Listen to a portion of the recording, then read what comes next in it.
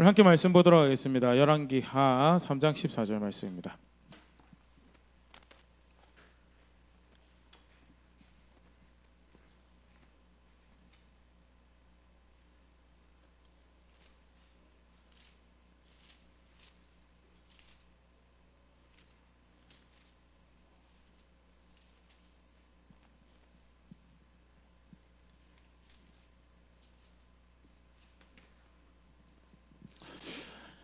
열왕기하 3장 14절 말씀 주보에도 있고요, 앞에 스크린에도 있고요, 성경책 찾으셨고요. 우리 같이 함께 한 목소리로 읽도록 하겠습니다. 열왕기 3장 14절 말씀입니다. 함께 읽습니다. 시작. 엘리사가 이르되 내가 섬기는 만군의 여호와께서 살아계심을 두고 맹세하노니 내가 만일 유다의 왕 여호사밧의 얼굴을 봄이 아니면 그 앞에서 당신을 향하지도 아니하고 보지도 아니하였으리라. 아멘. 엘리야의 제자죠. 엘리사를 통해서 계속 이제 또 하나님이 주의 백성들 가운데 역사하시는 사역하시는 모습들을 이제 계속 기록하고 있는데요. 오늘 어떻게 보면 굉장히 작은 사건입니다. 작은 사건인데 보면 한쪽 측면에서는 엘리야를 통해서 하나님 백성을 돌이키셨던 그 역사를 나인제 형제님 죄송한데 이거 제 쓰는 마이크 한 5대11 정도만 올려주세요. 5대11 정도만. 예, 감사합니다. 예. 엘리야를 통해서 반복적으로 하나님께서 하셨던 일이 내가 너의 하나님이다는, 내가 너의 하나님이고 나는 살아있고, 그래서 다시금 나로 향해서 너의 걸음을, 생각을 나로 향하거라라고 하셨던 그 일들을 계속 하셨는데요. 사람이 바뀌었다고, 사실 엘리야가 굉장히 위대한 사람, 더더군다나 참 이렇게 어려운 시절에 나라 전체가 사실은 배교하고 돌아서는 같은 그런 시절에 하나님이 원하시는 것이 무엇인지 백성들에게 분명하게 선포하고 또 그렇게 하나님 살아계심 나타낸 그 일을 하셨고요. 이렇게 계속 살펴봤지만 이제 그 이후에는 주의 길을 예배하는 오실 선지자를 예표하는 대표적인 모습이, 상징적인 모습이 엘리야라고 그렇게 칭해지는, 그래서 말라기서 같은 경우에도 오실 메시아의 길을 예배하는 선지자로 엘리야를 다시 보낼 거다라는 그 이야기를 하시는 장면까지 보면요, 노랗게 그 일을 하셨는데 그 엘리야가 죽어버렸어요. 제자라고 엘리사가 나왔는데 어떤 이적을 행하는 것 같은데 과연 하나님이 그를 통해서 동일한 일을 하실까에 대해서 하나님은 그를 통해서 여전히 이스라엘 백성들 가운데 당신이 백성의 하나님이심을 나타내시고 그 백성의 하나님이 신실하신 분이시다라는 것을 이제 보여주는 사건이 사실 오늘 우리가 함께 살펴볼 열왕기하 3장 14절 사건인데요. 간단하게 복습하면서 배경 좀 보면요, 첫 번째 여호람이라는 사람이 왕이 됩니다. 이제 열왕기하 3장 1절에 이제 여호람이 아하시아를 대신해서 이제 왕이 되었다라고 하는데요. 3장 1절 성경책 가지고 계신 분들 보시면 알지만 여호람의 힌트에 대해서 뭐라고 표현하고 있냐면 아합의 아들이다라고 기록을 하고 있는 거에 대해서 분명히 그 앞에 왕이 아합의 아들이었는데 왜 또 아합의 아들이 왕이 됐지? 그때 대를 이을 아들이 없이 죽어버렸구나라는 거에 대해서 간단히 살펴볼 수 있는데요.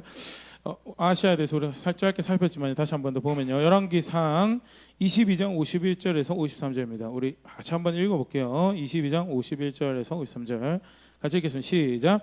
유다의 여호사밧 왕 제17년에 아합의 아들 아하시아가 사마리아에서 이스라엘의 왕이 되어 2년 동안 이스라엘을 다스리니라.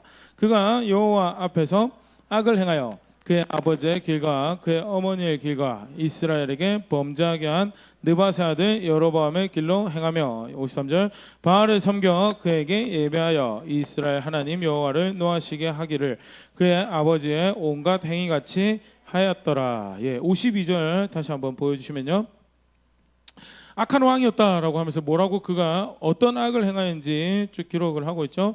아버지의 길은 어떤 길이죠? 아합의 길, 여러 가지 악한 모습들을 우리가 다 생각할 수 있죠. 나봇에게 행했던 악이란, 나봇은 사실은 아합의 악도 있지만 대표적 이세벨의 악을 어떻게 보면 아합의 가장 큰 악은 자신의 꾀를 쫓아서 이세벨이라는 여자랑 결혼을 해가지고 큰 악을 자기 가정 안에 허락하고 자기 나라 안에 허락, 자기 앞들 안에 허락을 해서 자기뿐만 아니라 모든 백성이 하나님의 저주의 타겟이 돼 진노의 타겟이 되도록 만든 것이 아합의 길이라면요. 어머니의 길은요. 하나님 존중하지 않죠. 대표적으로 아합의 권위 아래서 여호와의 선지자를 사냥하러 다녔던 것이 이세벨의 모습이었고요. 남편의 욕심을 채워주려고 사실 우리가 부부끼리 사랑할 때도 이렇게 정말 뭐랄까 정신을 바싹 차리고 있어야 되는데요. 서로 좋아한다는 거 해주는 게 그게 사랑이 아니죠. 성경에서는요. 이세벨 아합 입장에서는 이세벨은 자신을 사랑하는 아내예요. 왜 자신이 원하는 나봇의 포도원을 냉큼 마련해가지고 갖다 바친 아주 사랑스러운 아내. 그런 하나님 보시기엔요. 굉장히 악한 사람, 대표적인 악한 여자 표상으로 성경에 기록되어 있는 사람이 이세벨이죠. 똑같이 그 아버지처럼 살고 그 어머니처럼 살았다라는 게 이렇게 사실 계속 열왕기상 11개 하고 그런 표현도 계속 나와요. 아버지 어머니가 어떤 영향력을 미쳤고 그래서 똑같은 그 아버지와 어머니의 모습을 그 아들에게서 발견하고 있는 그게 아하시아의 악한 모습이었고 또 더불어서 이제 또 악한 대명사죠. 여로보암의 길로 여로보암의 길은 거짓 신앙을 거짓된 대상을 만들고 거짓 신앙을 만들어서 여호와라고 이름 부르고 있지만 정작 여호와를 섬길 수 없는 그의 말씀에 따라 순종하는 그가 기뻐 받으시는 예배를 하기보다 그가 기뻐 받으시는 백성의 섬김을 하기보다는 여호와를 섬긴다라고 하면서 절대 여호와를 섬길 수 없도록 만드는 거짓된 대상을 만들어내고 거짓된 신앙을 만들어내고 거짓된 예배를 만들어내서 궁극적으로 하나님이 백성이 하나님 떠나도록 만들었던 그런 악행에 대해서 똑같이 그렇게 하더라라는 것이 아하시아 악행이고요. 아울러서 대표적으로 아하시아 그 그릇된 모습을 성경에 소개하고 있는 게 열왕기하 1장에 나오죠. 열왕기하 1장 9절 말씀을 같이 한번 읽어보겠습니다. 시작. 이에 50부장과 그의 군사 50명을 엘리야에게로 보내매 그가 엘리야에게로 올라가 본즉 산꼭대기에 앉아 있는지라 그가 엘리야에게 이르되 하나님의 사람이여 왕의 말씀이 내려오라 하셨나이다. 하나님이 엘리야를 통해서 너 죽을 거다라고 했는데 왕이 거기에 대해서 어떻게 하죠? 진짜 네가 내 총칼과 내 병사들 앞에서 50명에 되는 군사들 앞에서 그 이야기 계속 짓거릴 수 있는지 보자라고. 하나님 말씀이면 하나님 말씀이 선포되었으면 하나님 말씀으로 그것을 받고 하나님 말씀으로 인정하고 그 기준에서 내가 합당하지 않군요. 어떻게 하면 좋겠습니까? 라고 그래서 내가 이 진노를 이 심판을 내가 자초하였고 내가 어떻게 했으면 좋겠습니까? 라고 하는 것이 하나님 말씀으로 받는 것인데 그게 아니라 가서 엘리야 데리고 내려오라고. 사실 굉장히 상징적 비유적인 표현이고 상징적인 표현인데 높이 올라가 있는 하나님 기준에 엘리야를 끄집어내려서 내 기준에 네가 내 주먹 앞에서 내 힘 앞에서 네가 계속 그 하나님 이야기 할 수 있는지 보자라고 하는 그게 아하시아의 가장 대표적인 악한 모습으로 실제로 아버지 어머니 길을 따르고 어머니의 길을 따르고 여로보암의 길을 따르는데 구체적으로 어떤 식으로 그 악을 행했는가에 대해서 상징적으로 보여주고 있는 말씀이 열왕기하 1장에 기록이 되어 있고요. 하나님 그 아하시아를 말씀하신 대로 죽이시죠. 그래서 2년 만에 죽는데 후사가 없이 죽어요. 대가 끊겨버려요. 그래서 어쩔 수 없이 아하시아의 동생인 여호람이 이제 아합의 그 후를 이어서 왕이 되는 그런 일인데요. 그 당시에 벌어지는 일입니다. 성경 간단하게 여호람에 대해서 열왕기하 3장에 소개를 하고 있는데 2절에 보면요. 그가 여호와 보시기에 악을 행하였으나 그의 부모와 같이 하지는 아니하였으니 이는 그가 그의 아버지가 만든 바알의 주상을 없이 하였음이라. 나름 그래도 아버지보다는 조금 더 신실한 하나님 앞에 신실한 사람이었어요. 그래서 이스라엘 백성인데 우리가 적어도 우리가 이스라엘이고 아브라함의 후손인데 우리가 여호와만 섬겨야지라고 하는 그런 일종의 마음은 좀 있었던 것 같아요. 그런데 그럼에도 불구하고 어떻게 했느냐 3절을 보면요. 그러나 그가 느바세 아들 여로보암이 이스라엘에게 범하게 한 그 죄를 따라 행하고 떠나지 아니하였더라. 그래서 우상은 없애고 아버지가 허용했던 바알의 제단들 그런 거는 없애는데 정작 자기가 원하는 신앙에서는 벗어나지 못하더라라는 게 진짜 무서운 건데 이게 여기만 이스라엘 역사에서만 그리고 신약에서 계속 그렇죠. 자기가 원하는 신앙을 만들어내요. 그거를 조금 더 교리적으로 뒤틀면 사이비라고 그러고 그거 조금 더 나가면 이단이라고 하는데요. 굳이 그까지 좀 이상한데 정적이 한데 하는 그런 상황에서도 사이비 신앙을 계속 만드는 성경적이지 않는 표현들 사용하고 그로 인해서 발생할 수 있는 오류들을 계속 만들어내면서 결국 어떻게 돼요? 나는 여호와 하나님 섬긴다라고 교회 가고 나는 여호와 하나님 섬긴다라고 헌금하고 여호와 하나님 섬긴다고 교회에 교제하고 하는데 궁극적으로 하나님 섬길 수 없는 이들이 발생하는 그런 일들이 벌어지는데요. 그게 사실 여로보암의 악행이고요. 근데 욕심 때문에 여호람이 나름 다른 신들은 쫓아내는데 그런 거짓 신앙을 쫓아내지 못하더라. 하나님 말씀 쫓아서 하나님 섬기는 이들은 하지 못하더라라는 것이 여호람에 대한 평가고요. 하나님이 그에 대해서 보응하십니다. 이스라엘이 이렇게 좀 힘을 가지고 있을 때 그래도 모압이 이제 조공도 가지고 오고 이제 정황으로 봤을 때는 아마 그 여호람의 할아버지 오므리 때 오므리가 굉장히 정치를 잘하고 힘도 이렇게 나라를 부강하게 기억이 나실지 모르겠지만 사마리아 성을 이렇게 쌓아서 만들 수 있는 기틀을 이렇게 수도를 만들 수 있는 기틀을 마련했던 왕이 이제 오므리인데요. 오므리가 오므리 아합에 걸치면서 아합 때는 이제 성경 기록도 그렇습니다. 아합 때는 모압이 조공을 이스라엘로 가져갔다. 그런데 여호람 때 와서 이 모압 왕이 이제 그것을 배신을 한 것이 기록이 돼요. 열왕기하 3장 4절 5절인데요. 모압 왕 메사는 양을 치는 자라 새끼 양 10만 마리의 털과 수양 10만 마리의 털을 이스라엘 왕에게 바치더니 조공을 바쳤다는 거죠. 5절에 아합이 죽은 후에 모압 왕이 이스라엘 왕을 배반한지라. 이제 모압 왕이 배반을 하였어요. 배반을 했으니까 그냥 놔두면 안 되잖아요.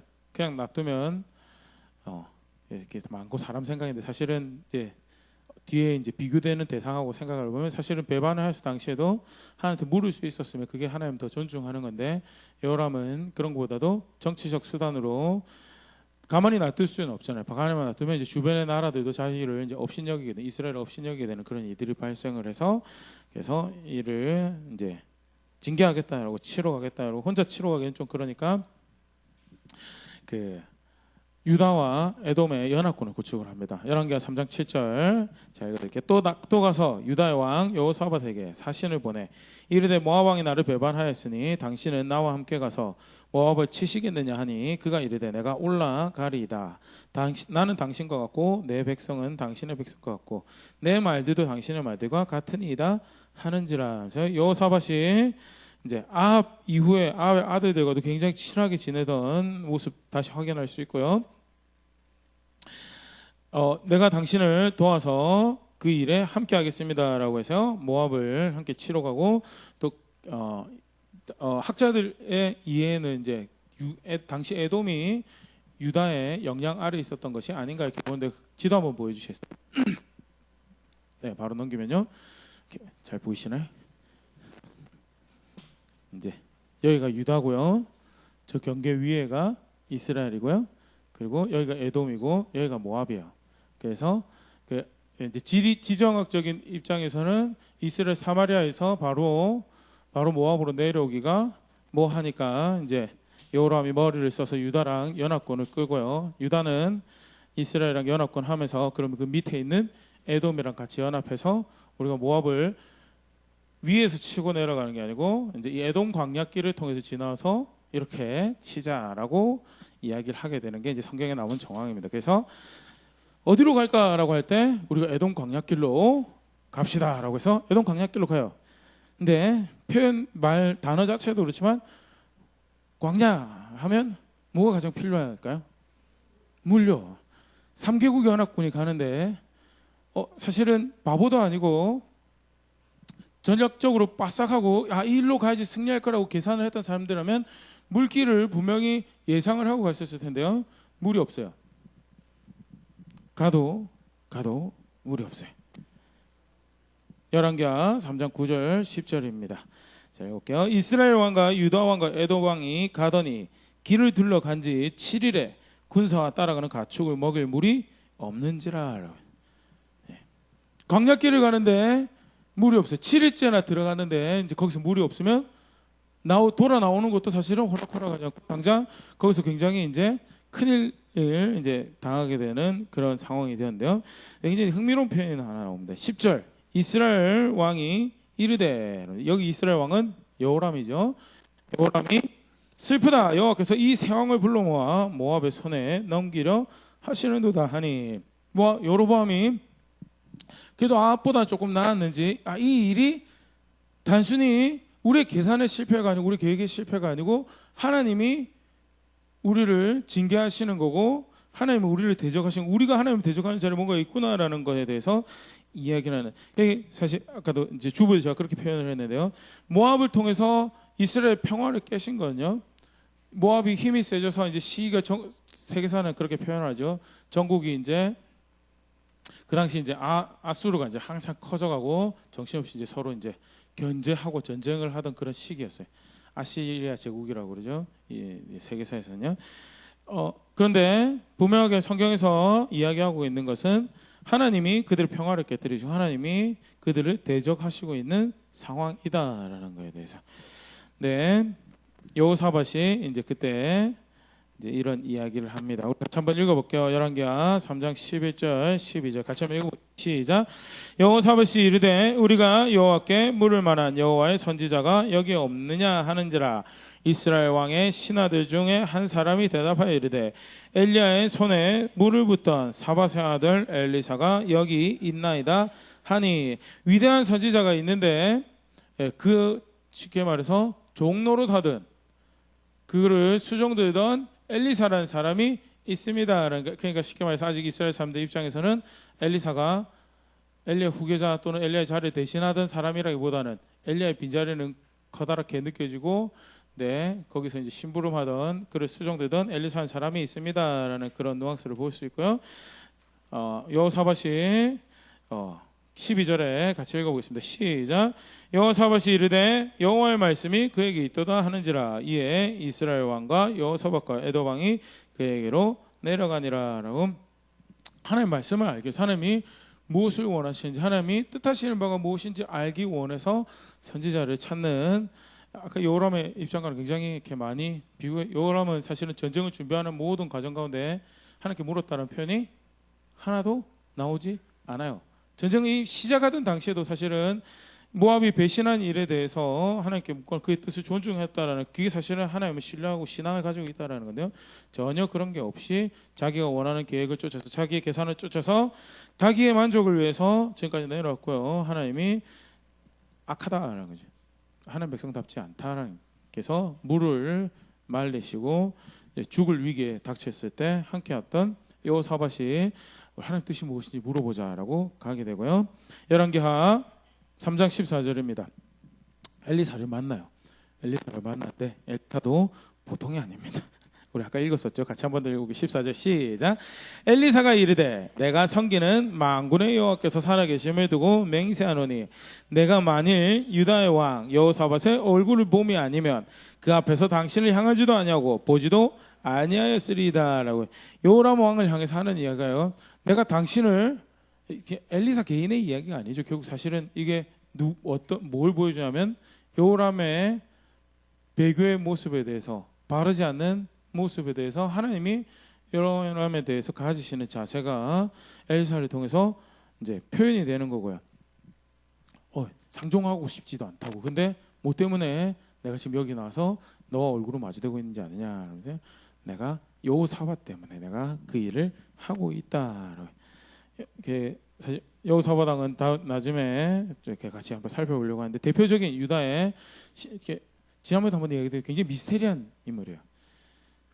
굉장히 신실한 그런 모습들 굉장히 많이 보여주거든요. 하나님 존중하는 모습들을요. 우리가 잘 아는 그 성가대 앞세우고 가가지고 전쟁에서 이기고 그러면서 고백했던 것이 전쟁은 죽게 속했다라는 그런 고백을 했던, 전쟁이 우리에게 있는 것이 아니고 죽게 속했다라는 그런 고백을 했던 그런 왕임에도 불구하고 아합이랑 이렇게 친하게 지내고 아합의 아들이랑도 친하게 지내고 결국 자기 가족에도 아합의 자녀들을 받아들여서 결국 이스라엘 큰 화를, 유다의 큰 화를 자초하게 되는 그런 왕인데요. 대표적인 사실은 이제 그 살아있을 당시에는 굉장히 하나님 앞에 신실한 사람으로 인정이 되었고요. 사실 그런 모습 다시 한번 더 보일 수 있고, 그리고 그로 인해서, 그 여호사밧으로 인해서 내가 너희에게 자비를 베풀겠다라고. 내가 쉽게 말해서 여호사밧이 내게 신실하였기 때문에 내가 그 여호사밧에게 신실하기 위해서 내가 너에게도 은혜를 베풀겠다라고 하는 표현이 함께 읽고 있는 14절 장면이고요. 그러나서 15절에 이제 내게로 검은 고 탈 자를 불러오소서 하니라. 검은 고 타는 자가 검은 고를 탈 때 여호와의 손이 엘리사 위에 있던 현악기죠. 이제 하프 같은 현악기를 가지고 와서 연주하러. 굉장히 사실은 흥미로운 장면이에요. 근데 이제 그 우리 자칫 이제 좀 다른 얘기일 수도 있는데요. 이렇게 무당이 악기 쓰는 것처럼 했다고 생각하면 오해고요. 쉽게 말해서 신접하기 위해서 어떤 특별한 경험을 위해서 음악을 사용했다라고 보면요, 그러면 위험해지고요. 학자들이 이야기하는 것이 이제 엘리사 입장에서는 왕이 이제 그 왕만 오지 않았을 거잖아요. 3명의 왕이 이제 최소한의 호의를 붙인다고 해도 우르르 와가지고, 근데 그 중에 여호사밧도 있는가 하면 또 누구도 있어요? 여호람도 있어요. 이런 이렇게 소란스러운 상황에서 하나님께 집중하기 위해서 이제 음악을 사용해서 하나님께 집중했다라고 그렇게 이야기를 해서, 절대 접신의 어떤 그런 거 있잖아요. 이렇게 뉴에이지도 사실은 처음 나올 때 그 반복적인 멜로디 그리고 코드 구성 안에서 몽환적인 경험을 하는 어떤 이제 감정 정서적인 카타르시스를 가지는 거에 대해서 굉장히 경계를 많이 했었거든요. 근데 그런 사용이 아니고요, 이제 주변의 소음에서 자신을 차단해서 하나님께 집중할 수 있는 그런 용도로 음악을 사용했었던 것으로 이렇게 볼 수 있으면 좀 더 본문에 충실하게 엘리야의 신앙에 대해서 충실하게 볼 수 있는 모습이 아닐까 생각되어지고요. 그렇게 해서 하나님이 엘리사가 하나님 뜻을 묻고 이제 이야기를 합니다. 16절, 그가 이르되 여호와의 말씀이 이 골짜기에 개천을 많이 파라 하셨나이다. 17절, 여호와께서 이르시기를 너희가 바람도 보지 못하고 비도 보지 못하되 이 골짜기에 물이 가득하여 너희와 너희 가축과 짐승이 마시리라 하셨나이다. 이것은 여호와께서 보시기에 작은 일이라. 여호와께서 모압 사람도 당신의 손에 넘기시리니. 물도 주실 것이고 뭐야? 승리도 주실 거다라고 해서 물 주신다는 표현을 굉장히 구체적으로 하시죠. 비가 와서 물이 생기는 것이 절대 아니다. 바람 소리 듣고 비도 보지 못하지만 골짜기에 물을 너희를 위해서 내실 것이고 사실은 이것이 작은 일이다라고, 그리고 심지어 너에게 승리도 주실 것이다라고 이야기하면서요, 신실한 여호사밧으로 인해서 내가 다시, 왜? 나는 신실한 하나님이니까 신실한 백성을 향해서 나의 약속에 충실해서 그의 하나님이 되면 내가 나타낼 것이고, 그로 인해서 은총을 너희가 누릴 것인데, 사실은 이야기의 주인공은 누구죠? 지금 여호람이거든요. 쭉 메인 캐릭터는 여호람인데, 그러면 사실 이 여호사밧에게 베푸시는 나타내시는 신실함 또 은총은 여호람에게는 어떤 자극이 되는 거예요? 내가 원래 너만 나타났으면 내가 안 보려고 했는데 여호사밧 때문에 너에게 은총을 베푸니까 너는 어떻게 하라고요? 돌이키라고. 돌아올 자리에 돌아와서 내가 이렇게 신실한 하나님인데 너는 꼭 나의 신실함이 너를 대적하고 나의 성실함이 너를 이렇게 멀리하는 그런 자리에 있기 원하느냐라는 일종의 초청이죠. 나는 신실한 나의 백성에게 이렇게 나의 신실함을 나타내는 은혜로운 하나님이다라는 것을 이야기하고 계시고요. 그걸 이제 한 개 더 이렇게 뭐죠? 그 강화하고 있는 표현이 열왕기하 3장 20절인데 같이 한번 읽어보겠습니다. 시작. 아침이 되어 소재 드릴 때 물이 에돔 쪽에서부터 흘러와 그 땅에 가득하였더라. 그냥 이제 19절 이제 땅 파고 하나님이 물을 주신 모양이다라고 보일 수 있는데요. 그냥 그렇게만 이해해도 되는데 성경 저자가 재밌는 표현을, 흥미로운 표현을 하나 더 써요. 그게 뭐냐면 아침에 소재 드릴 때, 아침에 소재 드릴 때는 누가 정하신가요? 하나님이 정하신 거예요. 아침과 하루에 3번이죠. 네. 성막을 찾아오는, 성전을 찾아오는 사람이 있건 없건 떠나서 제사장이 그 시간이 되면 정해진 예물을 드리고 기도하는, 예배하는 그런 시간을 가지도록 하셨는데요. 쉽게 말해서 그러면 그 시간은 뭐 하는 시간이에요? 누가 있건 없건 제사장들이 제사를 할 때 내가 백성의 예배를 받고 내가 너희 중에 거하는 하나님인 것을 나타내고 너희로 기뻐할 것이다라는 것을 약속하신 시간이고요. 여호람은 신실하지 않았고 그의 백성들 미치 신실하지 않아서 하나님의 신실함이 그들을 대적하는 자리에 있었지만 하나님은 자신이 약속한 대로 아침 소재될 때 그 백성이 하나님이신 것을 나타내시고 그들의 예배를 받으시며 그들을 만나시는 시간에 내가 너의 하나님이다라는 것을 다시금 보여주면 얼마나 그분이 신실하신 분이신가를 확인하고 있는 것이요. 이 사실 어떻게 보면 드라마의 배경을 설명하는 표현 같은 아침이 되어 소재를 드릴 때 물이 에돔 쪽에서부터 흘러와 그 땅에 가득하였더라. 그래서 물을 공급을 받죠. 사실 굉장히 어떻게 보면 작은 표현인 것 같지만요. 꼭 기억하실 수 있으면 좋을 것 같아요. 우리 묵상 강조 많이 하고 있습니다. 작년부터 해서 강조 많이 하고 있는데 매일매일 쉽지 않죠. 저희 예배팀 일주일에 3번이라도 하잖아요. 일주일에 3번이라도 해서 목사한테 확인받아라라고 저거 이렇게 섬긴다라고 하는데 책임 있는 사람들이 자기가 먼저 자기 개발하고 자기가 먼저 신실한 자리에 있어야지. 그래야지 하나님의 어떠하심을 드러내는 도구로 통로로 섬길 수 있을 터인데 섬긴 사람이 먼저 그렇게 하자라고 하는데 쉽지 않아요. 쉽지 않아요. 어려워서 심지어는 묵상이 너무 안 되면 본문 연구라도 해가지고 올려라라고 그 성경 말씀 보고 디깅하는 시간을 가지라라고 그렇게 요청을 하는데요. 매일매일 막 쉽게 말해서 묵상하고 성경 딱 펼쳐놓고 하면 막 그때마다 막 샘솟는 기쁨이 있고 안 그렇죠? 아니 뭐 기도하러 뭐 묵상은 또 좀 다른 수준이니까 그렇다 치고 그럼 기도라도 정해 시간에 기도하러 나타나고 기도하고 하는 것도 사실 그때마다 뭐 감격이 있어서 갈증이 있어서 막 하나님 신실하게 찾고 아니죠. 공예배 주일 아침에 주님 아침에 눈 뜨면서 예배할 수 있는 하루를 더 허락하셔서 감사합니다. 더더군다나 그날이 주일이라서 너무 감사합니다. 그리고 어떻게 하면 정말 하나님께 기뻐 받으실 예배를 할까 즐겁게 받으실 예배를 할까 그렇게 신나서 감격해서 오시나요? 가끔 그런 날도 있어요. 맞죠? 가끔 그런 날도 있어요. 근데 안 그래요. 근데 중요한 건 뭐예요? 소소하게 정해놓은 시간들이 우리의 습관들이 하나님은 그 약속에 신실하신 그 하나님은 자신의 하나님을 나타내시는 시간이 되고 기회가 되는 거에 대해서 우리는 그냥 오늘 왜 이렇게 감정이 메마르지 아무런 감격이 없네 이렇게 마음이 울적하게 만드는 노래로 들어가지고 눈물이라도 좀 흘려봐야 되는데 그러고 지나갈 수 있는 그런 사소한 시간들 하나하나가 사실은 하나님 묵상을 통해서 기도를 개인적인 경건 시간들을 통해서 공예배를 통해서 우리가 하나님의 말씀을 존중하여 지켜야 될 자리에 있는 그 시간이 사실은 하나님이 백성을 만나시는 시간이고 그들의 백성이 되면 그들의 하나님이 되면 나타내시는 시간이고요. 오늘 본문은 어떻게 보면 굉장히 작은 정말 작은 에피소드 뭐 갈멜산에 이렇게 불 떨어지고 하는 그 에피소드 홍해 가르고 하던 에피소드에 비하면 분량도 굉장히 작고요. 하지만 여호와 하나님이 여전히 백성의 신실한 하나님이 되시며 그리고 그는 백성을 그렇게 보호하시고 인도하시고 살게 하시더라.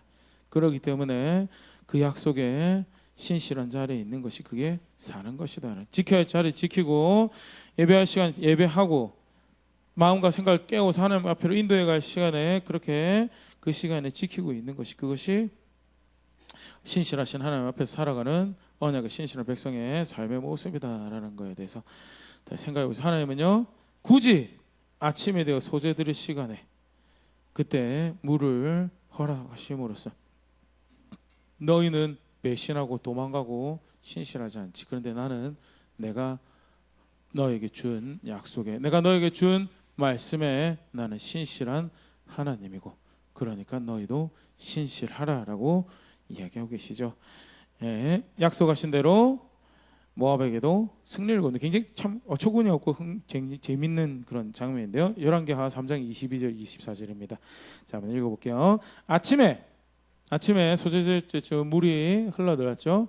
근데 모압 사람들도 아침에 보니까 아침에 모압 사람이 일찍 일어나 해가 물에 비침으로 맞은편 물이 붉어 피와 같음을 보고 이르되 이는 피라 틀림없이 저 왕들이 싸워 서로 죽인 것이로다. 모압 사람들 이제 노력하러 가자 하고 이스라엘 진에 이르니 이스라엘 사람이 일어나 모압 사람을 쳐서 그들 앞에서 도망가게 하고 그 지경에 들어가며 모압 사람을 치고 이제 이해가 되시나요? 상황이 아침에 물이 흘러나왔어요. 물이 흘러나오니까 아침 해가 뜨면 우리 부산에는 이렇게 여기 15분만 나가도 그걸 경험해 볼 수 있죠. 바닷물이 파란색으로 안 보이죠? 파란색으로 안 보여요. 햇볕에 비쳐가지고 불그스름하게 보여지는 그게 모압 사람들이 보니까 원래 그 전날까지는 거기 물이 있었어요? 없었어요? 물이 없었어요. 그러니까 뭐가 불그스름하게 막 있으니까 피다 이렇게 된 거예요. 참 어리석죠.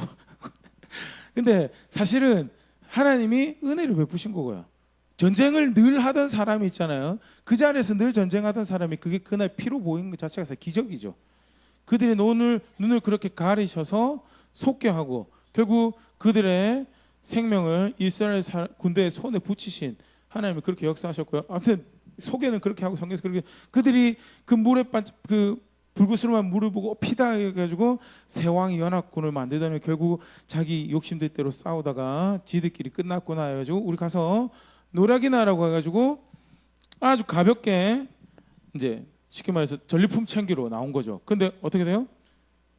멀쩡하죠. 물도 마시고 오히려 싸울 준비가 충만하게 돼 있는 이스라엘 백성들이 모압 사람들을 쳐서요 도망하게 하고 하나님께서 약속하신 승리를 그리고 그로 인한 이익을 얻도록 하시는데요. 근데 굉장히 흥미로운 건요. 이 이야기가 여기서 안 끝납니다.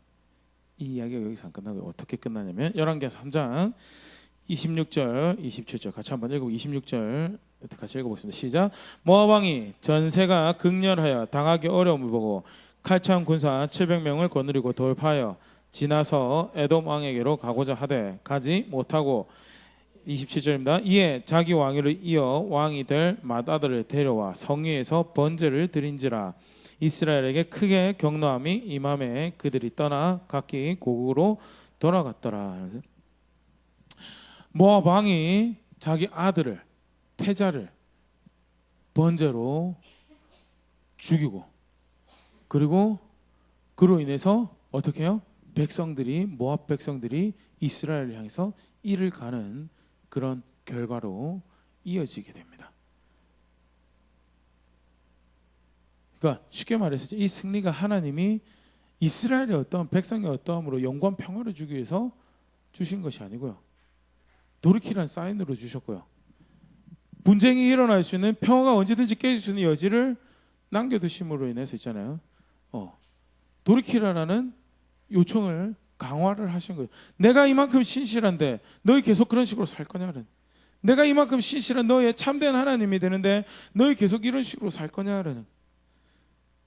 너의 평화를 깨뜨릴 요소는 어떻게 보면 그 이전에 배반했을 때 욕심보다 분노보다 훨씬 더 큰 분노를 우리의 다음 왕이 되어야 될 아들이 왕자가 그들에게 짐으로 해서 이렇게 어처구니없이 죽었고 이 원수를 바득바득 갚아야 된다라는 더 큰 화를 남겨놓음으로 인해서 너희 어떻게 할래라는 거예요. 너희 어떻게 할래. 쉽게 말해서 백성의 여호람의 잘해서 그것을 상급으로 주시는 승리가 아니었고 돌이키라는 초청 그리고 그러지 않으면 동일하게 너의 평화를 깨는 너의 안녕을 깨는 위협들이 도처에 있을 것이고 거기서부터 너희를 구해줄 자가 너에게 구원을 줄 자가 누가 있더냐는 나밖에 없지 않더냐는 그래서 나의 약속이 내가 너에게 준 언약에 그 약속에 신실한 백성이 되어라라고 초청하시는 것으로 마무리가 되어지고 있는데요. 굉장히 간단한 이야기지만요. 분명히 가르치고 있는 게 첫 번째 우리가 다시 확인할 수 있는 하나님은 하나님 백성에게 신실한 분이시다라는 거에 대해서 더더군다나 그 백성이 언약의 약속이 신실하면 하나님은 언제나 그의 편에 서서 그를 돌보시고 그를 맞으시고 그를 보호하시고 그를 인도하실 거다라는 것이죠. 여호람 엘리사의 우리 표현에서 우리가 봤지만 여호람 너만 나타났으면 내가 너 안 봤을 거다라는 거예요. 그런데 네가 여호사밧이라 내가 아끼는 내가 사랑 나에게 신실하여서 내가 아끼는 내가 사랑하는 여호사밧과 함께 있기에 내가 너에게 나의 은혜를 나의 자비를 베풀겠다라고 이제 참 흥미로운 이야기죠. 그래서 신실한 백성이 신실한 하나님이심을 보여주고 두 번째는요 배교한 여호람에게도 다시 기회를 주시는 그런 모습이죠. 야 봤지 여호사밧처럼 저렇게 살면 내가 그의 편에 설 것인데 너 어떻게 할래나? 너 아버지의 길, 어머니의 길 따라가지 않은 거는 내가 잘하다고 인정을 할 텐데 원래 근데 거기가 멈춰설 차이가 아니지 않느냐를. 제가 이렇게 설교 준비하면서도 이렇게 사실은 나도 참 여러분처럼 하기 쉽겠다는 그 생각이 들었던 게 있잖아요. 살다 보면 그래도 교회 다니고 어릴 적부터 교회에서 이렇게 성장해서 교회를 쭉 다니고 있으면 그래도 좀 기본적인 생활 습관이라든지 생활하는 방식이라든지 이런 게 세속에서 막 사는 거랑 조금 다르거든요. 그래도 조금 조금 덜 욕심부리고 조금 더 주변 사람 조금 더 생각할 줄 알고 그럼 어떻게 해요? 하나님 말씀 안 따라도요. 이 정도면 자기 만족으로 여로보암 길 여전히 가고 있는데도 불구하고 나는 내 아버지 같지 않은데 난 내 어머니 같지 않는데 난 그 이전에 우리 형 같지 않은데 그러면서 거기서 퍼져요. 만족하고 그게 얄팍한 자기 양심이고 엄유하신 하나님 말씀이 기준이 아니고 주변의 사람들하고 비교했을 때 그래도 윗집의 아줌마보다는 아랫집 아저씨보다는 옆집의 누구보다는 내가 그래도 좀 낫지. 그게 기준이 아니잖아요. 기준이 아닌데 사실 여호람은 거기서 주저앉았던 모습에 대해서 하나님 백성은요 하나님 약속 따라가는 거고요. 이 약속이 얼마나 그 언약이 얼마나 신실하였는가 그 말씀이 얼마나 신실하였는가가 사실은 내가 옳다 그르다 내가 바르다 참되다를 이야기할 수 있는 근거가 되는 거예요. 네, 여호람이 이제 그런 식으로 어떻게 됐든 돌이키지 못했고요. 근데 그 여호람에게 돌이켜라라고 여호사밧처럼 존중해야 되고 존중하고 따라가면 내가 너에게도 신실한 하나님이 될 것이다라는 것을 보여요. 하나님 호세아 11장 8절 우리 같이 한번 읽어보겠습니다. 시작. 에브라임이여 내가 어찌 너를 놓겠느냐 이스라엘이여 내가 어찌 너를 버리겠느냐 내가 어찌 너를 아드머같이 놓겠느냐 어찌 너를 스보임같이 두겠느냐 내 마음이 내 속에서 돌이켜 나의 긍휼이 온전히 불붙듯 하도다. 호세아는 이 이스라엘이 결국 돌이키지 못하고 망하게 될 무렵 이제 사역했던 북이스라엘 사역했던 선지자죠. 이사야랑 이제 유사한 동시대 이제 인물로 보는데요. 하나님이 얼마나 그들이 배교하고 배신한 것이 끔찍한 것이었는지 호세아의 삶을 통해 마치 한편의 연극처럼 보여줍니다. 하나님이 그래도 선지자인데 그래도 신실한 하나님의 사람인데 가서 누구랑 결혼하라고 하죠? 창기랑 결혼하라고 하죠. 음란한 여자랑 고멜이랑 가서 결혼하라고 해서 결혼을 합니다. 여자가 결혼했는데 도망가요. 또 어떻게 해요? 또 다시 찾아와서 데리고 살라고.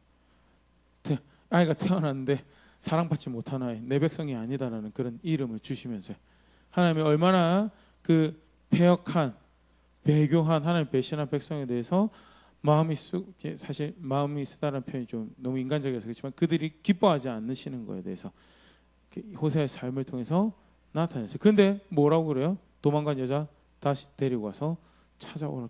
그게 신랑 되는 나의 마음이다. 내 백성을 찾아 나선 나의 마음이고 그러면서 하시는 말씀이요. 11절에 우리가 읽었던 말씀. 내가 너희를 어찌하여 버리겠느냐. 내가 어떻게 너희를 이방 민족처럼 다른 백성처럼 내가 버리겠느냐라는.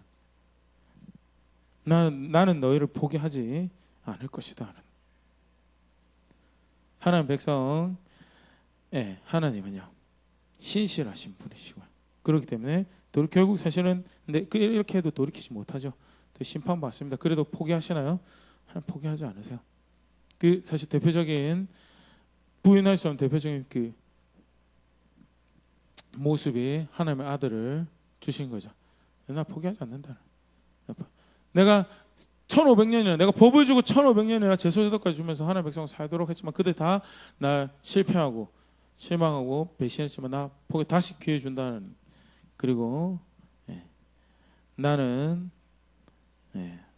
어찌 호세아 11장 8절에 이방 백성 중에 아드마처럼 너를 놓으며 스보임처럼 너를 버려두겠느냐. 내 마음이 내 속에 돌아 나의 긍휼이 온전히 불붙듯하니 내가 너희를 버린 것처럼 두지 않을 것이다 라고 이야기하시는 것이요 하나님의 모습이고 오늘 여호람에게도 사실은 그런 은혜를 다시 어떻게 보면 엘리사 앞에서 사람의 관점으로 보면 어떻게 그래도 자기 찾아온 사람한테 이렇게 매몰차게 이렇게 이야기할 수 있는 것 싶은데요 그만큼 사실 여호람이 걷고 있는 길이 악한 거죠. 인간 절대 사람의 관점으로 보면 그래서 안 됩니다. 하나님이 아닌 거라고 한 거에 대해서 아닌 거라고 하고 돌이킬 수 있도록 하는 게 그게 진정 사랑하는 거고요. 그것을 지켜갈 수 있도록 실제로 그것이 습관이 될 수 있도록 삶의 한 단편이 될 수 있도록 붙들어주는 게 그 실제로 사랑하고 도와주는 거죠. 하나님 백성은 그렇게 다시 기회를 주고 계시고 돌이키라라고 나는 너의 신실한 하나님이다라고 이야기하시는 것을 오늘 본문에서 다시 확인할 수 있고요. 두 번째는요. 신실한 한 사람이 얼마나 하나님 보시기에 이렇게 뭐라고 해야 될까요?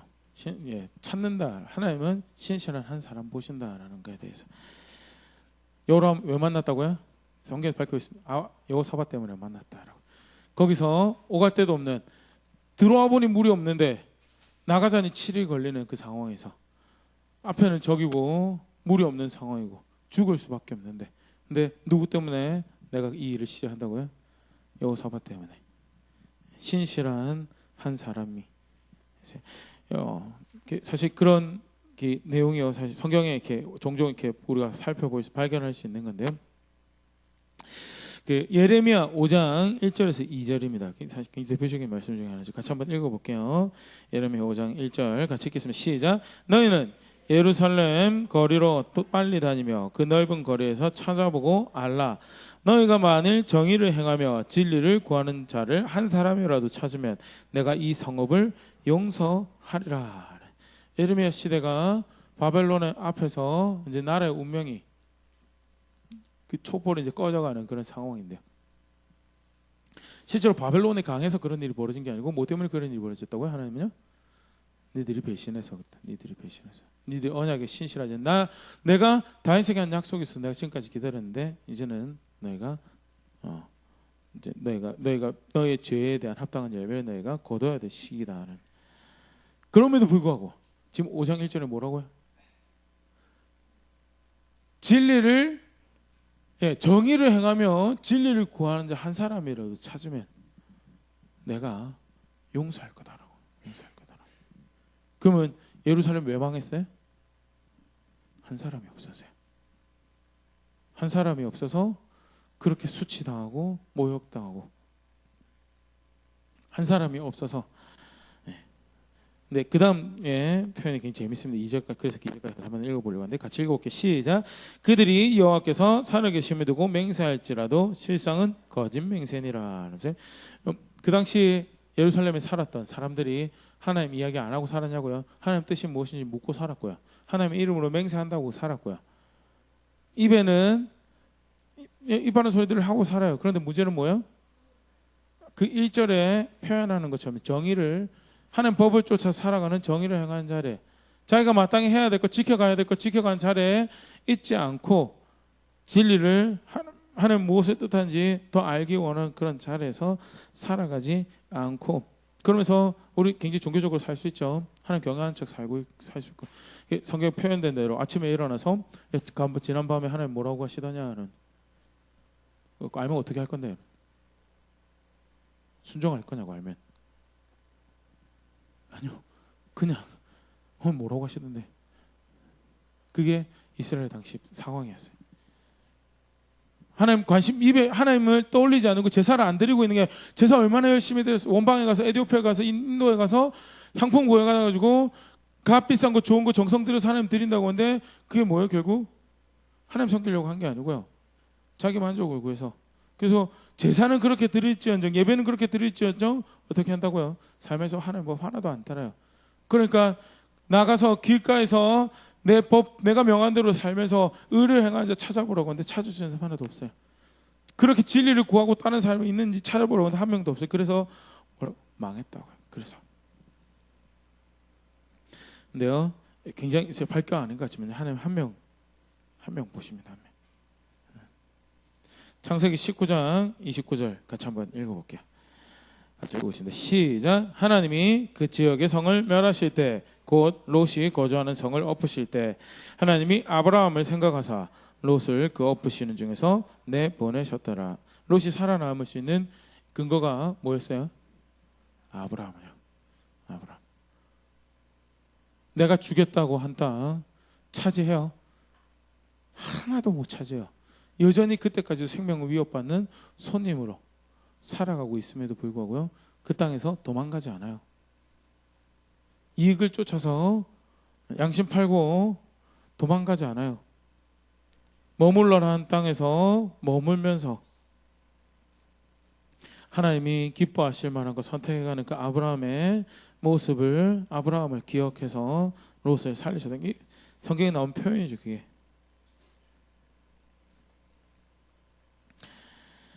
한 신실한 한 사람이요. 예, 우리가 함부로 이야기할 수 없습니다. 가끔 이제 예전에 이제 그런 분들도 있는데요. 쉽게 말해서 뭐죠?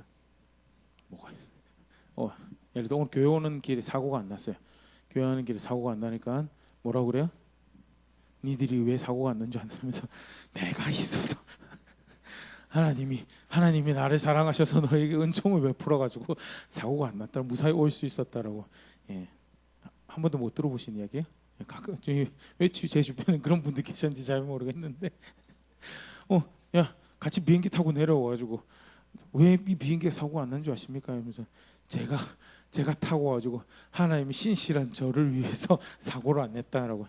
야, 그거는 하나님 말씀은 있잖아요. 하나님 말씀 그대로 읽어야지. 그걸 이제 자기가 조합을 한 거죠. 그래가지고 사고 안 났으니까 이러면서, 절대 그게 아니죠. 사실 엄격하게 따지면 하나님 앞에서 내가 신실하다라고 자부할 수 있는 사람 하나도 없어요. 감히 인간의 말로 있잖아요. 내가 신실하니 네가 신실하니 이야기할 수 있는 사람 아무도 없어요. 각자 하나님 말씀 앞에서 살아가는 거예요. 근데 중요한 것은요, 우리 사실은 이제 전국이 어지럽죠. 바깥의 소식도 어지럽고 속의 소식도, 안의 소식도 어지럽습니다. 누가 진짜 나라를 사랑하고 누가 어떤 게 진짜 나라를 위한 건지. 그런데 우리가 해야 될 건 해야죠. 국민으로서 의롭지 않은 거에 대해서, 정치가 잘못하고 있는 거에 대해서 그건 틀렸습니다라고 이야기할 수 있어야 되고, 유권자로서 국민의 권리를 신실하게 행사하는 것도 그거는 해야 되는 일인데요. 문제는 그것이 정도로 넘어가서 마치 어떤 사람을 뽑아놓으면 그 사람이 우리에게 유익을 줘서 우리가 잘 살게 될 것이다. 그 대표적인 그런 게 있죠. 미국과 관계가 좋으면 우리가 안전할 것이다라는 전설은요, 거기는 하나님이 없어요. 미국, 오해하지 마십시오. 저 굉장히 감사하고 초등학교 유치원 때 그 유엔 묘지 가가지고 열심히 우리를 위해서 싸우신 분, 고마우신 분들, 정말 수고 많이 하고 도움 많이 받고 한 거에 대해서 굉장히 감사하게 생각합니다. 그럼에도 불구하고 주체가 바뀌면 어떻게 돼요? 미국 비위에 맞춰서 평화를 만들어가요. 그게 누가 한 짓이에요? 그게 아합이 한 짓이고요. 그게 그의 아들들이 한 짓이에요. 그러면 뭐예요? 사실 아브라함의 경우도 보일 수 있지만 망하지 않을 수 있는 힘은 어디 있는 거예요? 내가 정의를 따르고 내가 그 하나님 찾으실 때 그 신실한 한 사람이 되는, 그게 결국 나라의 안보고요. 그게 보호고요. 그게 사는 길이라는 게. 창세기 18장 32절 같이 한번 읽어보겠습니다. 시작. 아브라함이 또 이르되 주는 노하지 마옵소서. 내가 이분만 더 아뢰리이다. 거기서 10명을 찾으시며 어찌하려 하시나이까. 이르시되 내가 10명으로 말미암아 멸하지 아니하리라. 소돔과 고모라 왜 망했다고요? 10명이 없어서 망했어요. 소돔과 고모라 동성애 때문에 절대 망한 거 아니에요. 소돔과 고모라요, 성경에서 분명히 동성애가 그렇다고 선한 게 아니에요. 동성애 악하죠. 하나님이 진노하셔 심판하실 만큼 악했어요. 그럼에도 불구하고 무슨 기회가 있었어요? 하나님 존중할 수 있는, 하나님 경외하는, 그래서 무엇이 옳은지 그른지 두려워의 사람을, 두려워의 존재를 두려워하고 살아가는 10명만 있었어도요, 그들 그렇게 다 안 죽었어요. 왜 망했다고요? 10명이 없어서요. 10명이 없어서요. 어떤 분들은 그렇게 얘기해요. 아브라함이 그래도 10명 이야기할 때 롯 아내, 롯 조카들, 그래도 조카 사이들 가정들 하면 그 둘, 여섯 하고 그러면 한 10명은 되지 않을까. 그래서 마지막 10명 하고 그리고 이야기 더 안 해도 그렇게 이야기하신 분들은 모르겠어요. 그런데 분명한 것은 10명이 있었으면 소돔과 고모라 그렇게 망하지 않았어요. 그렇게 다 죽지 않아도 됐어요. 근데 10명이 없었어요. 공식화하기는 사실은 쉽지 않을 것 같긴 해요. 근데 분명한 것은요, 하나님이 신실한 하나님을 한 명을 찾으시고요. 그리고 그것이 다른 안보가, 다른 안위가 절대 있는 게 아니고요. 심지어는 그 멸망당할, 다시 아까 예레미야 이야기로 돌아가면요, 대제국이거든요. 유다를 집어삼킬 때는 이미 유다를 집어삼킬 때는 아시리아는 저물어가는 제국이고요. 바벨론이 그 다음에 그 일대를 다 움켜쥐는 그런 시대가 되는 막 떠오르는 그런 시절인데 그래도 하나님 뭐라고요? 그 앞에서 야 길거리에 나가서 한 명 찾으면 내가 너희 멸망당하지 않도록 하겠다라는. 하나님 저 많은 군대는요, 저 많은 병사들이 어떻게 하시려고요? 한 명 가자 찾아라고. 한 명 가자. 하나님 찾으면 내가 네가 걱정해야 될 거 많은 군사가 병사가 아니고 한 명 찾을 수 있는지 없니? 그거 가서 보라고. 있더냐라고. 하나님 신실하신데요. 그렇기 때문에 신실한 한 백성을 찾으시고 그 한 백성의 신실한 고백을 받기를 원하시는 분이시고요. 그리고 그때 내가 그들의 신실한 하나님 되심을 나타내시는 분이시다라는 사실. 짧은 이야기지만요. 다시 한번 더 분명히 우리가 살펴볼 수 있는 하는 말씀이고요. 우리 한번 말씀 가지고 또 돌아볼 수 있으면 개인적인 상황들 돌아볼 수 있으면 좋을 것 같습니다. 저는 개인적으로는 이렇게 아까도 잠깐 이야기했던 것처럼 여호람의 자리에 있지는 않은지 그 아합처럼 완전히 건너가지는 않았는데 적당히 이렇게 이 정도면 그래도 22세기 2019년 대한민국에서 이 정도 신앙이면 나쁘지 않지 이러면서 하나님 말씀의 기준이 아니고요. 얄팍한 자기 인식이나 자기 양심이 기준이 돼서 이 정도면 신실하지. 그런데 뭐예요? 결과적으로는요. 하나님 보시기에는 여전히 돌이키지 못하는 자리에서 악한 자리에서 있는 혹시 그런 모습들은 그래서 결국 내 평화를 하나님께서 깨셔서 돌이킬 수 있도록 기회를 마련하는 그런 화르자초하는 그런 자리에 있지는 않은지에 대해서 그런 부분들도 좀 볼 수 있으면 좋을 것 같고요. 상대적으로 여호람에 비해서는요, 여호사밧이 이렇게 대표적으로 신실하다고 보여지는 것이 하나님 뭐라고 하시더냐, 하나님 말씀이 뭐냐는 이 상황이 이렇게 되는데 하나님 말씀이 뭐냐, 뭘 가르치고 뭘 원하시고 계시는 거냐는 그것이 상대적으로 보일 수 있는 신실함의 또 한 모습인데요. 나는 과연 약속의 언약의 신실한 백성으로 그래서 그 약속이 성취될 걸 기대하고 그것을 바라고 그렇게 살아가고 있는지. 오늘 암송하는 부분도 사실 굉장히 그런데 중요한 한 영역이죠. 부모가 있어야 죄송합니다. 남편은 남편이 있어야 될 자리에 있는 것이, 아내는 아내가 있어야 될 자리에 있는 것이, 자녀는 자녀가 있어야 될 자리에 있는 것이, 부모는 부모가 있어야 될 자리에 있는 것이, 고용주는 고용주가 있어야 되고 피고용인은 피고용인이 있어야 되는 자리에 분명히 하나님께서 기뻐하시는 모습이 분명히 있는데, 그런데 은혜는 구한다고 하면서 그의 자비가 필요하다고 하는데 정작 그를 신뢰해서 그의 약속이 신실한, 그래서 지켜야 될 자리 지키고 싸워가야 될 싸움을 하고 가는 그런 자리에 있는지, 아니면 쉬운 신앙 만들어내서 그런 거 안 하도 굳이 그렇게까지 아무도 그렇게 안 하는데요 라고 분명하면서 굳이 그렇게까지 안 해도 하나님이 아무 말씀 안 하실 것처럼 그렇게 스스로 속이는 자리에 있지는 않은지 그런 것도 한번 생각해 볼 수 있으면 좋을 것 같고요. 가장 원천적으로는요, 하나님이 신실하시다는 사실에 대해서, 그분이 얼마나 신실하신지에 대해서 이제 잊어버린 채 또는 기억하려고 수고하지 않은 채 내 계산, 내 방법, 내 길을 만들어서 혹시 걸어가고 그런 자리에 있지는 않았는가 한번 돌아볼 수 있으면 좋을 것 같습니다. 지난 금요일 날 제가 설교 준비하면서 굉장히 재밌는 자료를 하나 봤어요. 웨스터민스터 교회에 로이드 존스 목사님 후임으로 오셨던 분이 알티 켄달이라는 분이 계신데, 알티 켄달 목사님이 그 기도에 대해서 이제 글을 이렇게 남기던, 가르치던 이제 그 당시에 그 목사님이 찾은 자료에 그 당시 영국 기독교인의 평균 기도 시간이 몇 시간인가에 대해서, 몇 시간? 금요일날 오신 분도 계시겠지만요, 그 당시 영국 기독교인의 평균 기도 시간이 4분이었대요. 영국 지금도 사실 기독교 굉장히 강하고 아름다운 기독교 문화를 유산을 가지고 있는 나라인데요. 그런데 안타깝지만 그 당시에 하나님을 찾는 것, 사실 어떻게 보면 하나님 말씀 순종하는 것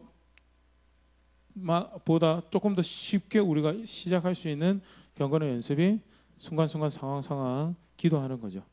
제가 이런 상황 닥쳤습니다. 제가 이런 환경을 제가 이런 말을 들었습니다. 저기 이런 오퍼가 들어왔습니다. 제가 어떻게 하는 게 좋을까요, 여러분? 또 무엇이 하나님 뜻인지 신실하게 분별해서 살 수 있도록 오늘 들어가서 이런 대화를 나눌 때 하나님 제가 양심을 지키고 제 마음을 지켜서 주님 원하시는 뜻이 이루어질 수 있도록 도와주세요라는 그런 기도를 순간순간 하고 사는 건요. 실제 순종하는 것보다는 훨씬 더 조금 더 쉽게 느껴지는 그런 경건의 모습. 그것도 근데 4분밖에 하루에 4분밖에 드리지 않더라는 현 주소에 대해서 안타까워하면서 이제 그를 기도에 대해서 가르치는 그런 거를 이제 제가 봤었는데요. 하나님 신실하다면 사실은 어떻게 해서는 순간순간 그 하나님 앞에 신실한 백성 살아가기 위해서 자신의 마음을 자신의 생각을 하나님 앞으로 가져가고 자신의 삶에서 순간순간 여정 걸음걸음을 하나님 앞에서 걸어가기 위해서 그렇게 수고하는 그런 것들이 필요할 텐데 현재 나는 어떤 하나님 백성으로 살아가고 있는가. 구원하시는 하나님이라는 그 놀라운 복음의 비밀과 하나님 신비를 알았음에도 불구하고 하나님이 언제 저한테 신실하셨습니까? 라는 욕심을 비롯된 그릇된 이해 가운데 그 은혜를 구하지 않고 그 뜻을 구하지 않는 그런 이유배반적인 삶을 살아가고 있다면 오늘 말씀 앞에 다시 한 번 더 우리 걸음을 조정할 수 있으면 좋을 것 같고요. 하나님요 여호람도 만나주시고 여호람에게도 은혜를 베푸시더라라는 사실 앞에 다시 한 번 더 우리 걸음을 분명히 할 수 있으면 좋을 것 같습니다. 우리 찬양하고요 말씀 가지고